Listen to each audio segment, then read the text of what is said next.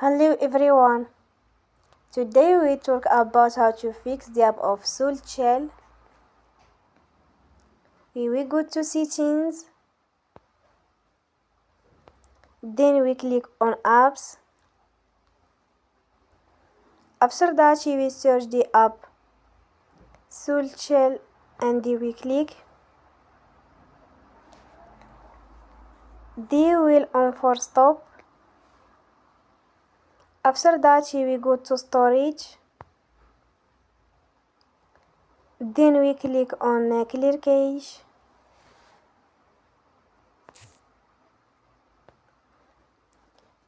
We go to Play Store and they will update your app.